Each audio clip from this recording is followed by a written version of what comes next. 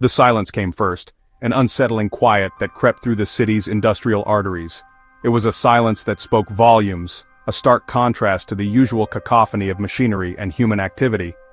On July 14, 2025, Detroit's factories fell eerily quiet, a stillness that descended with unnerving speed. The sprawling automotive plants, once symbols of relentless production, stood dormant and lifeless. It wasn't a scheduled holiday, a planned pause for rest and recuperation, but a sudden, inexplicable industrial standstill. The gears of industry had ground to a halt, leaving a void where constant motion once reigned. The great steel furnaces along the Rouge River, those colossal structures that had defined Detroit's skyline for generations, once the city's heartbeat pumping molten metal and economic vitality, went cold overnight. The fiery glow that had been a constant presence was extinguished, replaced by an unsettling darkness. Workers arrived for their shifts, only to find locked gates barring their entry, and terse notices impersonal and devoid of explanation: no steel, no work. The simple, brutal message echoed through the ranks of the city's workforce. The lifeblood of Detroit's auto industry, specialized Canadian steel, meticulously crafted and essential for production, had stopped flowing, choked off at its source. For decades, the cross-border supply chain was seamless, a well-oiled machine that hummed with efficiency, with trucks crossing the Ambassador Bridge every hour, a constant stream of commerce that fueled Detroit's economic engine. But now, the flow was severed, abruptly and without warning, as if a switch had been flipped in Canada, plunging Detroit into darkness. Calls to Canadian suppliers, desperate pleas for information and reassurance, were met with the same answer: cold and unyielding. The steel was no longer available for export, the lines were dead. The intricate just-in-time manufacturing system, the pride of Detroit's efficiency, collapsed instantly, like a house of cards in a hurricane. The shock rippled outward, a devastating wave that spread through the city's interconnected economy. Parts suppliers, logistics firms, and even local diners, the small businesses that depended on the constant flow of workers, all felt the blow. By noon, the city buzzed with news of economic devastation, the grim reality spreading like wildfire through the streets and homes of Detroit. Detroit, once the symbol of American industrial might, the engine of innovation and prosperity, now faced a crisis unlike any before, a challenge that threatened to unravel the very fabric of the city. This wasn't about foreign competition or changing tastes, the usual suspects in Detroit's economic woes. It felt targeted, a deliberate act designed to cripple the city's industrial base. An economic siege with no warning, no demands, just a sudden and devastating cutoff. The city's dependency on Canadian steel, a relationship that had seemed mutually beneficial for so long, had become its Achilles heel, its point of vulnerability. The silence was not just the absence of noise, the lack of the usual industrial clamor, but the sound of a city's heart stopping, the ominous quiet before what could be a devastating storm. Detroit was under siege, and no one saw it coming. The attack was silent, swift, and utterly unexpected. Detroit's paralysis wasn't simply a market failure, a natural ebb and flow of economic forces. It was a deliberate policy decision emanating from Ottawa, the Canadian capital. A calculated move with far-reaching consequences. No grand press conference, no televised announcement, just a dense, almost impenetrable update buried on a government website, the Canadian Strategic Materials Framework. A seemingly innocuous title that masked a profound shift in policy. The new rule? A seemingly simple directive, but one with the potential to reshape industries. Steel made with government-subsidized clean energy, a cornerstone of Canada's green initiatives, had to stay within Canada's borders for domestic projects first, prioritizing Canadian infrastructure and development. It wasn't an outright export ban, which would have been a blatant act of economic warfare, but rather a subtle reprioritization. Canada, in effect, became its own biggest customer, consuming the majority of its own subsidized steel production. Canadian producers, enticed by generous government subsidies and guaranteed contracts, strategically shifted their supply chains inward, focusing on the burgeoning domestic market. For U.S. automakers, particularly those in Detroit, the news was a significant shock. Canadian steel was often the sole, or at least the primary, source for critical, high-grade steel alloys essential for automotive manufacturing. Decades of deep economic integration had forged a relationship of codependency between the two nations, but Canada, with this policy, had quietly and strategically begun to untangle itself from that reliance.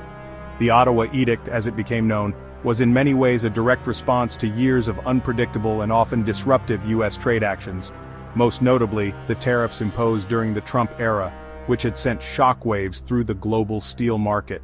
Canada had learned a hard lesson, that deep economic integration without a strong foundation of sovereignty could quickly become a vulnerability. The new framework, therefore, represented a quiet but firm declaration that Canada would now assert greater control over its own natural resources, its industries, and ultimately, its own economic destiny. The era of automatic, unquestioned cross-border supply chains, it seemed, was definitively over. Across the river, Windsor, Ontario was not just surviving but booming. The city experienced a surge in economic activity, a stark contrast to its neighbor across the border. As Detroit faltered, struggling under the weight of factory closures and dwindling opportunities, the once proud symbol of American industrial might was now facing a period of unprecedented decline. The same policy starving Detroit of vital resources and opportunities was, ironically, fueling a Canadian industrial revival. Industries that were once struggling were now experiencing a resurgence driven by strategic government policies. Steel, once bound for the U.S., the lifeblood of Detroit's auto industry, now fed new plants in Windsor, creating jobs and bolstering the local economy. Hamilton and Sault Ste. Marie, all benefiting from the shift in industrial focus. Federal contracts for infrastructure, a deliberate strategy to stimulate growth, light rail, bridges, energy grids, were all prioritized, creating a ripple effect throughout the Canadian economy. Crucially, these projects came with strict made-in-Canada steel requirements, ensuring that domestic industries would be the primary beneficiaries.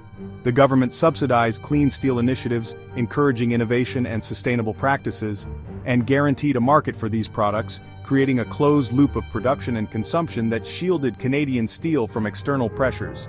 In Windsor, hiring surged, with factories scrambling to fill positions and meet the growing demand. In Detroit, layoffs mounted, leaving families struggling and communities devastated.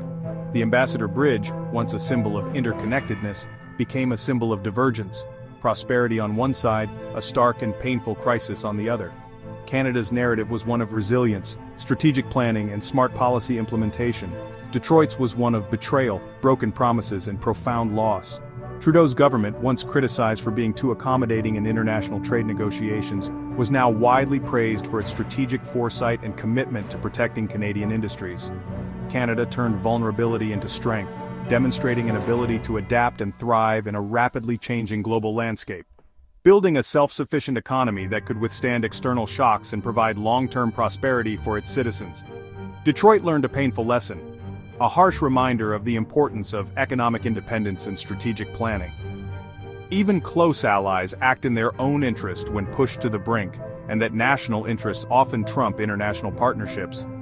The two cities' fates had never been more starkly divided, a testament to the power of policy and the consequences of inaction. The border was now a line between revival and ruin, a visible manifestation of two very different economic trajectories. The steel shock halted production of America's most profitable vehicles, pickup trucks and SUVs. Finding new steel suppliers would take months, not days. The just-in-time model became a just-in-time disaster. For every lost assembly job, 7 or 8 more in the wider economy were threatened. Parts suppliers, logistics firms, and local businesses all felt the pain. Within 2 weeks, over 100,000 Michigan workers were affected. The crisis exposed the fragility of a region built on a single cross-border supply chain. Diversification had been talked about but never prioritized. This wasn't just economic. It was social, striking at the heart of Detroit's identity. The fear was real. These jobs might not return, lost to a neighbor who changed the rules. The shockwaves didn't stop at autos. They hit the U.S. energy sector hard. Canadian mills had supplied the high-tensile steel for pipelines across America. With steel redirected to Canadian projects, U.S. energy infrastructure stalled. Contractors couldn't source pipe, project costs soared. Canada's policy prioritized its own green energy transition, hydrogen pipelines, carbon capture, renewables. America's energy independence was exposed as dependent on Canadian steel. By controlling steel, Canada gained new leverage over U.S. energy development. The policy accelerated Canada's green future while undermining America's old energy economy. The message was clear.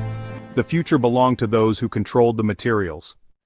Outrage erupted in Washington calls for tariffs, sanctions, and legal action under the USMCA. But Canada's policy was a legal masterstroke.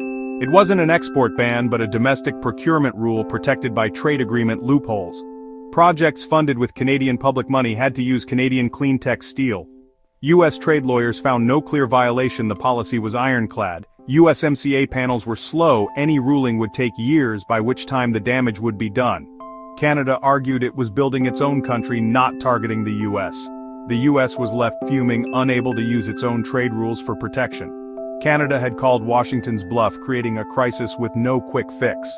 The legal brilliance was in the details. Canada had learned from past trade wars. The U.S. was outmaneuvered and the consequences were immediate. The roots of the 2025 steel shock trace back to Trump's 2018 tariffs on Canadian steel. The tariffs, justified on national security, stunned and angered Ottawa. Though eventually lifted, they shattered trust and exposed Canada's vulnerability. Ottawa resolved never to be so exposed again. The Strategic Materials Framework was born from this wake-up call. Canada invested in green steel, studied trade loopholes, and planned for a less reliable U.S. partner. What Washington saw as a one-off, Ottawa saw as a turning point. The 2025 crisis wasn't revenge, it was the result of years of strategic planning. Ironically, the tariffs meant to protect U.S. industry taught Canada to build its own fortress. The lesson: economic security means never relying on another's goodwill. The 2025 steel shock was more than a trade dispute, it was Canada's new grand strategy. The Strategic Materials Framework was just one part of a vision for strategic autonomy and clean energy leadership. Canada would no longer be the junior partner, it would leverage its resources for its own future. Clean energy would power a new industrial base: green steel, aluminum batteries. Environmental policy became a competitive advantage, attracting investment and building resilience. The era of deep North American integration was ending. Canada was diversifying its dependencies. A new, multipolar North America was emerging, with Canada as an independent economic power. The world was shifting from globalization to strategic competition and resilience. Canada's move was a declaration it would lead, not follow, in the new era. The silence in Detroit was the sound of a paradigm shifting. Who was listening, and who